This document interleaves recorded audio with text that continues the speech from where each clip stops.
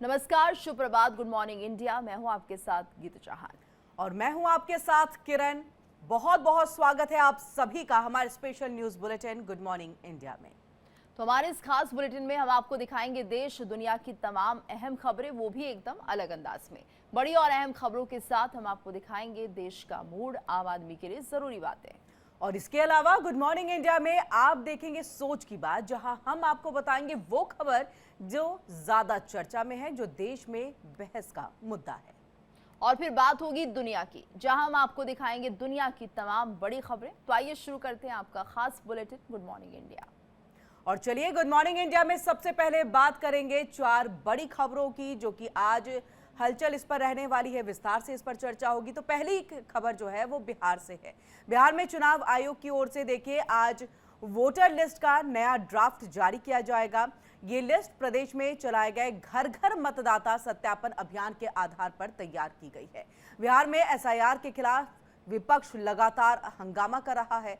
मामला supreme court में है। दूसरी तरफ चुनाव आयोग अपने काम में लगा हुआ है।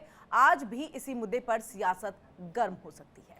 तो दूसरी खबर में बात करेंगे ट्रंप के टैरिफ बम की। अमेरिकी राष्ट्रपति ट्रंप ने भारत समेत 70 देशों के खिलाफ टैरिफ आदेश पर साइन कर दिए हैं और एक हफ्ते के बाद आदेश प्रभावी होगा। तो सबसे बड़ी बात यह है कि अमेरिका ने भारत पर 25% टैरिफ लगाया है, जबकि पाकिस्तान पर सिर्फ 19% टैरिफ लगाया है। और वहीं देखिए तीसरी खबर जो है वो भी बिहार से ही रहेगी, जहां पर मुजफ्फरपुर में देखिए जुलूस में पथराव हुआ है, जिसको लेकर के इलाके में तनाव का माहौल है। तो चौथी खबर कुदरत के कहर की है।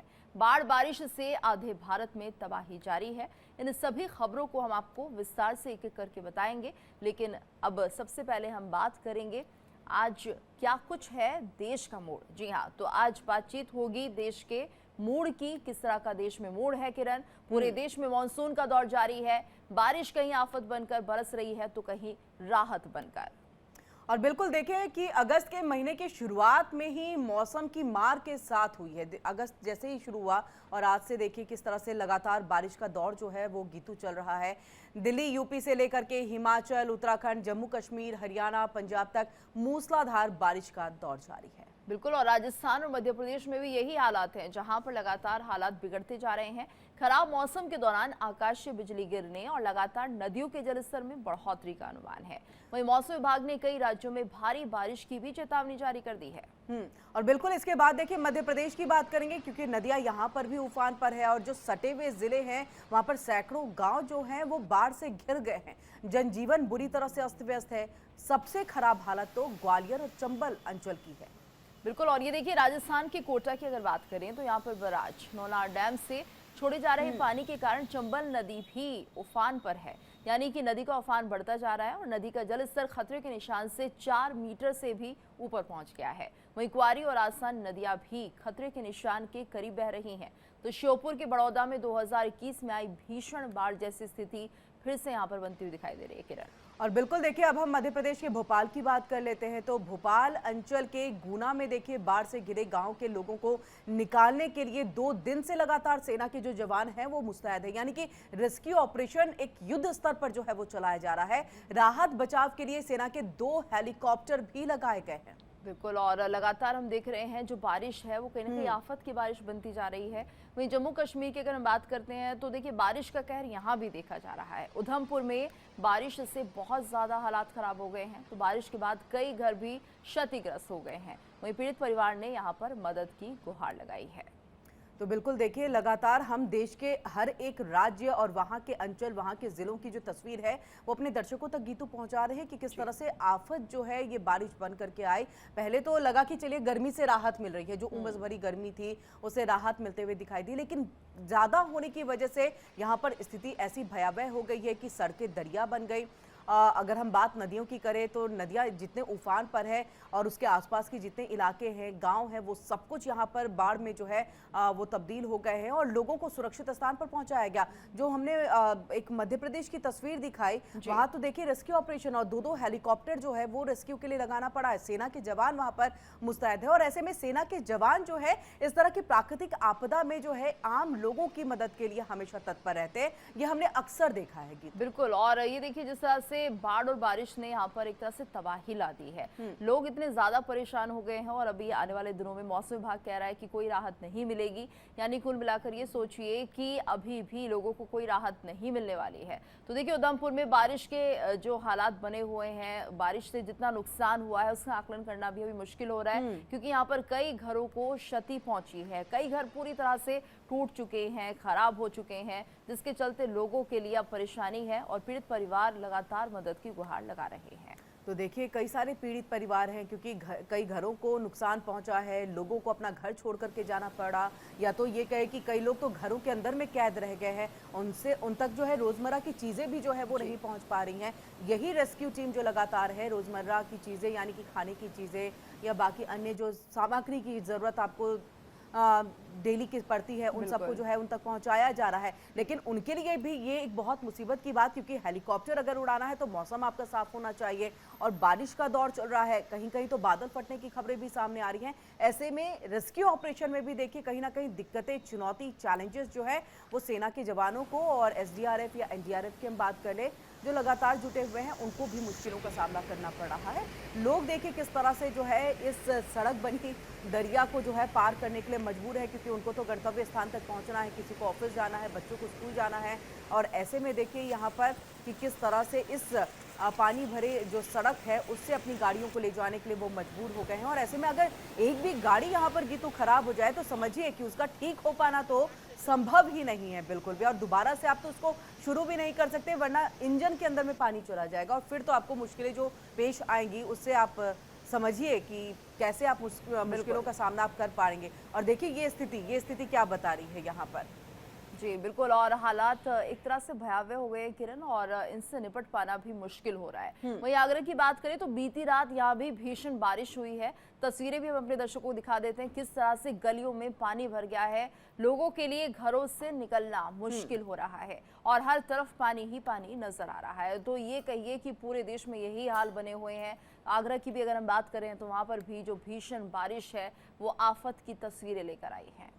बिल्कुल, और देखिए गलियों में पानी भर गया है, लोगों के घरों से उनको निकलना जो है वो मुश्किल हो रहा है, जिसका जिक्र हम कर रहे थे कि कई लोग तो सुरक्षित स्थान पर पहुंच गए, लेकिन कई तो अपने घरों में ही कैद होने को मजबूर हो गए हैं। हर तरफ से पानी ही पानी, दूर दूर जहां तक आपकी नजर जाएगी आपको सिर्फ पानी ही पानी नजर आएगा। और इसे कहते हैं कुदरत का कहर, इसे कहते हैं आफत की बारिश। और उसकी तस्वीर हम आपको दिखा रहे हैं, ना केवल किसी एक राज्य की, पहाड़ों की, बल्कि पहाड़ से लेकर के मैदान, जम्मू कश्मीर से लेकर के कन्याकुमारी तक ये तस्वीर है, जहां पर देखिए बारिश किस तरह से आफत बनकर के बरस रही है। लोगों को बाढ़ जैसे हालात, लैंडस्लाइड, फ्लैश फ्लड जैसी स्थितियों से जो है वो दो चार होना पड़ रहा है। और ऐसे में गीतू ये देखिए कि ना केवल रोजमर्रा की चीजें बल्कि इसके बाद तो है कि आपको इलेक्ट्रिसिटी यानी कि बिजली भी जो है वो उपलब्ध नहीं हो पा रही होगी, क्योंकि ऐसे वक्त में जो है इसका कनेक्शन भी जो है वो काट दिया जाता है ताकि किसी तरह की कोई अनहोनी घटना ना हो, क्योंकि बारिश लगातार जारी है। तो ऐसी कई चीजें हैं जो आपको यहाँ पर उपलब्ध नहीं है। चारों तरफ से परेशानी है किरण, लोगों के लिए बिजली नहीं है, पानी इतना ज्यादा है और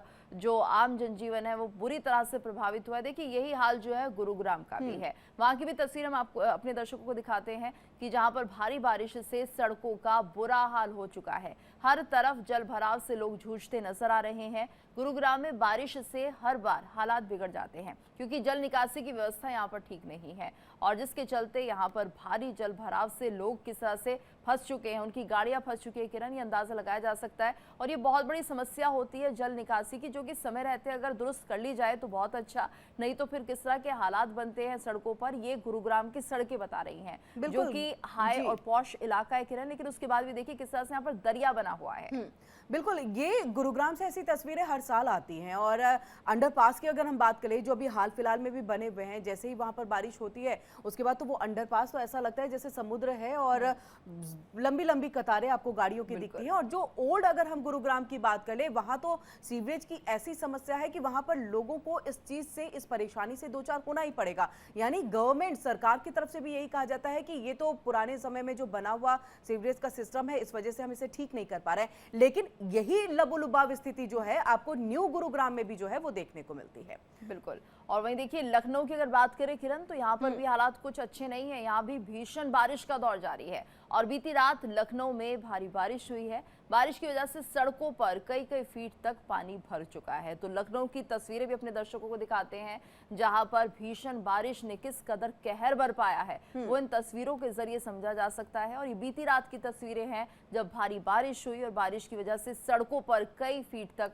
पानी भर चुका है। बिल्कुल, देखिए हम जो जगह अलग अलग तस्वीरें दिखा रहे हैं, इसमें इस बात को समझा जा सकता है कि एहतियातन अब जो है प्रशासन, सरकार को उनको कदम उठाने की भी ज़रूरत है। स्कूलों को अगर बहुत तेज़ बारिश है और इस तरह की स्थिति है तो स्कूलों को बंद करने की ज़रूरत है। और ऐसे में कई ऐसे राज्य हैं जहाँ पर ये कदम भी उठाए गए हैं। जैसे मैं अगर बात यहाँ पर वेस्ट बंगाल की कर लूँ तो इन सब के साथ एहतियातन कई सारे जो कदम है वो गीतू लगातार जो है वो उठाए जा रहे हैं।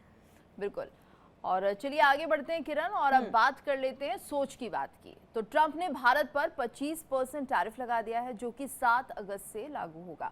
और भारत की अर्थव्यवस्था पर इस टैरिफ बम का असर क्या होगा ये भी देखना होगा। तो देखिए, भारत से अमेरिका भेजे जाने वाले सामानों पर अब 25% टैरिफ लगेगा। और अमेरिकी राष्ट्रपति ट्रंप ने भारत समेत 70 से ज्यादा देशों के खिलाफ टैरिफ आदेश पर साइन भी कर दिए हैं। और बिल्कुल देखिए 10% से लेकर के 41% यानी कि परसेंट तक जो है टैरिफ लगाने का आदेश जो है वो जारी कर दिया गया है। ये आदेश 7 दिन में जो है वो प्रभावी हो जाएगा। अमेरिकी राष्ट्रपति डोनाल्ड ट्रंप ने भारत पर 25% टैरिफ लगाने का जो ऐलान किया था, इसे आज यानी कि 1 अगस्त से लागू होना था, लेकिन अब इस फैसले को अमेरिकी राष्ट्रपति ने 7 दिन के लिए और टाल दिया है। अब ये 7 अगस्त से लागू किया जाएगा। ट्रंप ने जब ये टैरिफ का ऐलान किया था तो उसके बाद भारत में चिंता जो है वो बन गई थी। एक तरह से चिंतित हो गए थे लोग कि क्या स्थिति होने वाली है। मोदी सरकार पे जो है विपक्ष निशाना जो है वो साध रहा था। और ऐसे में देखिए कि सरकार ने गुरुवार को अमेरिका को एक कड़ा मैसेज दे दिया था। केंद्रीय मंत्री पीयूष गोयल ने संसद में ये कहा कि हम राष्ट्र हित में हर जरूरी कदम उठाएंगे। भारत के इस बयान के बाद ही अमेरिका की तरफ से लगाए गए जो टैरिफ को 1 हफ्ते के लिए टाल दिया गया है। ये अपने आप में बहुत बड़ी जीत है। बिल्कुल, और ये देखिए भारत की तरफ से लगाए जा रहे टैरिफ पर ट्रंप पहले भी अपनी नाराजगी जाहिर कर चुके हैं। उन्होंने कहा था कि दुनिया में भारत ही ऐसा देश है जो सबसे ज्यादा टैरिफ वसूलता है। भारत और अमेरिका के बीच इस समय ट्रेड डील को लेकर बातचीत चल रही है और करीब 1 महीने से भी ज्यादा समय से ये जो बातचीत चल रही थी और अब इस पर अभी तक आखिरी सहमति नहीं बन पाई है। तो डोनाल्ड ट्रंप अपने दूसरे कार्यकाल की शुरुआत से ही टैरिफ को लेकर बहुत सख्त रुख अपनाए हुए हैं। हालांकि इस बार उन्होंने एक साथ 92 देशों पर नए टैरिफ लगा दिए हैं और इसके लिए उन्होंने एग्जीक्यूटिव ऑर्डर पर साइन भी कर दिए हैं। तो इससे पहले ट्रंप ने 2 अप्रैल को दुनिया भर के देशों पर टैरिफ लगाने का ऐलान किया था। हालांकि उस समय भी उन्होंने 7 दिनों के बाद ही इसे 90 दिनों के लिए टाल दिया था। तो कुछ दिनों बाद ट्रंप ने 31 जुलाई तक का समय दिया था और अब 8 अगस्त का समय दिया गया है। तो भारत से आयात पर 25% का टैरिफ लगाने की अमेरिकी राष्ट्रपति डोनाल्ड ट्रंप की घोषणा भारतीय अर्थव्यवस्था पर एक दबाव बढ़ा सकती है किरण। बिल्कुल, और देखिए यहाँ पर इसे हमने सोच की बात में इसलिए खास तौर से रखा है कि आप सोचिए कि डोनाल्ड ट्रंप एक बार तो प्रेशर देने की कोशिश करते हैं गीतू, कि प्रेशर देते हैं कि हम तो जो टैरिफ है वो तो लगा ही रहे हैं, लेकिन साथ में हम पेनल्टी भी लगाएंगे क्योंकि आप रशिया से जो है वो सामान खरीद रहे हैं। उसके बाद जैसे ही एक कड़ा संदेश भारत की तरफ से दे दिया जाता है, 2 कदम पीछे हट जाते हैं डोनाल्ड ट्रंप। तो ये सोचने वाली बात है जो विपक्ष को, खास तौर से जो अचानक से डोनाल्ड ट्रंप के आए बयान पर जो है हमलावर हो जाते हैं और सरकार को घेरने की तैयारी में जुट जाते हैं। वैसे ये उनका काम है, लेकिन संभवतः इस पे थोड़ा सा इंतजार करते हुए अगर विपक्षी दल करे तो कहीं ना कहीं एक कहे कि लगेगा कि टैरिफ को लेकर इतने फैसले सामने आ चुके हैं, कभी टैरिफ लग रहा है, कभी हट रहा है, बाकी देशों के साथ भी। यानी ये मानिए कि अगर वो देश इनसे बातचीत कर लेता है, ट्रंप उससे सहमत हो जाते हैं, तो टैरिफ में आगे पीछे हो सकता है। यानी कि जो ट्रंप के निर्णय है वो उन्हें खुद समझ में नहीं आ रहा है कि वो किस तरह से लागू कर रहे हैं, क्योंकि इसके दूरगामी जो इम्पैक्ट है वो ट्रंप को भुगतने पड़ सकते हैं और एक तरह से अंतर्राष्ट्रीय मंच पर इसकी आलोचना भी शुरू हो चुकी है किरण। बिल्कुल, लेकिन देखिए हमारे देश से हम जयराम रमेश का मैं वो एक बयान जो है उसको कोट करूंगी यहाँ पर। उन्होंने ये कह दिया कि यानी कि अमेरिका के राष्ट्रपति डोनाल्ड ट्रंप और जो है भारत के प्रधानमंत्री नरेंद्र मोदी, उनकी जो दोस्ती थी, हाउडी मोदी वाली दोस्ती, अब तो वो बिल्कुल जो है कहीं ना कहीं डस्टबिन में है। ये तमाम ऐसे जो विपक्ष ने आरोप जो है वो लगाना शुरू कर दिया था। इस बीच में देखिए कि घरेलू शेयर बाजार और रुपए पर भी जो है इसका असर जो है वो डाल सकती है। ऐसे में मसलन ऑटो कंपोनेंट बनाने वाली जो कंपनियां हैं या फिर टेक्सटाइल इंडस्ट्रीज है, मेटल है, फार्मा है, कंपनीज पर ट्रंप के टैरिफ का जो है असर देखने को मिल सकता है। भारत से आयात होने वाली वस्तुएं अमेरिका में महंगी दरों पर मिलेंगी और इससे उनकी बिक्री भी जो है वो कम हो जाएगी। देखिए, कंपनियों को घाटा होगा। बिल्कुल। और 2023-24 में भारत ने अमेरिका को करीब 77.52 अरब डॉलर का सामान एक्सपोर्ट किया था, जो कि भारत के कुल एक्सपोर्ट का करीब 18% हिस्सा है। और ऐसे में झटका भारत के लिए काफी बड़ा माना जा रहा है। तो देखिए, 25% का टैरिफ और उसके साथ साथ जिस तरह से रूस के साथ अगर व्यापार करते हैं तो आपको वो खामियाजा भी भुगतने की बात कही जा रही है। यानी एक तरह से मानिए कि यहाँ पर ट्रंप किस तरह के फैसले ले रहे हैं, भारत अब इसको लेकर बहुत ज्यादा एक्टिव हो गया है, क्योंकि लगातार विपक्ष के निशाने पर सरकार आ चुकी है। क्योंकि कल तक मोदी और ट्रंप की दोस्ती की दलीलें दी जाती थी, बड़ी बड़ी बातें की जाती थी, लेकिन अब ऐसा कुछ होता हुआ नहीं दिख रहा है। किरण, बिल्कुल। और देखिए कि कल संसद में ट्रंप के टैरिफ को लेकर के हंगामा हुआ। कांग्रेस समेत पूरे विपक्ष ने मोदी सरकार की विदेश नीति पर सवाल उठा दिया। आइए आपको सुनाते हैं कि राहुल गांधी, प्रमोद तिवारी और गौरव गोगोई ने क्या कुछ कहा। जो मेन सवाल है, ट्रंप ने 30-32 बार बोला है कि मैंने सीज फायर किया है, राइट। ट्रंप ने यह भी बोला है कि 5 जहाज हिंदुस्तान के गिरे हैं। ट्रंप अब बोल रहा है कि मैं 25% टैरिफ लगाऊंगा। आपने अपने आप से ये सवाल पूछा कि नरेंद्र मोदी जी जवाब क्यों नहीं दे पा रहे? पूछा है क्यों? एक्चुअल रीजन क्या है? क्या लगता है आपको? कंट्रोल किसके हाथ में है? बात समझिए। भारत की सरकार का, मोदी की सरकार का एक और बड़ी असफलता, हमारा वहां पर जो डायमंड का, मोबाइल का, टेक्सटाइल का तमाम हमारा वहां से व्यापार था, वो निश्चित रूप से प्रभावित होगा। तो मोदी सरकार हर मोर्चे पर असफल होती चली जा रही है। इसके दुष्परिणाम भारत में भुगतने पड़ेंगे, भारत के उद्यमियों को। अमेरिका सरकार के राष्ट्रपति ट्रंप से जो बयान आ रहे हैं वो बहुत ही दुर्भाग्यपूर्ण है। मुझे लगता है कि प्रधानमंत्री मोदी जी को तुरंत ही अपने विदेश मंत्री जयशंकर जी को और नेशनल सिक्योरिटी एडवाइजर डोवल जी को बदल देना चाहिए, क्योंकि दोनों की ही सलाह पर प्रधानमंत्री मोदी जी देश के विदेश नीति को बनाते हैं। और चलिए अब खबरों में आगे बढ़ते हैं गीतू, और बात देखिए आम आदमी के सवाल की करेंगे, जिसमें बिहार में वोटर लिस्ट ड्राफ्ट की बात होगी, क्योंकि ये सवाल बहुत बड़ा है और बिहार में खासतौर से चुनावी दौर है। तो देखिए किस तरह से एसआईआर का मुद्दा जो है वो उठ रहा है। बिल्कुल। और एसआईआर का पहला चरण पूरा हो चुका है। ऐसे में 65 लाख वोटर्स के अब नाम भी कटेंगे। तो ये देखिए, जिस तरह से कहा जा रहा है कि लोगों ने फॉर्म जमा कर दिए और उसके बाद इन्हें भरा गया है। हालांकि अब एसआईआर का जो काम है लगभग पूरा हो चुका है, यानी पहला चरण जो है वो पूरा हो चुका है। अब दूसरा चरण आता है कि किस तरह से यहाँ पर जिन वोटर्स को लेकर कोई भी संशय है, अगर उन्हें लगता है उनके नाम यहाँ से हट गए हैं या फिर फॉर्म नहीं भर पाए या कुछ दिक्कतें हैं, तो उसके लिए भी एक तारीख निर्धारित कर दी गई है, जो कि 1 सितंबर तक है। यानी कि आप 2 अगस्त से लेकर 1 सितंबर तक जो भी आपको समस्याएं हैं उनको लेकर आवेदन कर सकते हैं।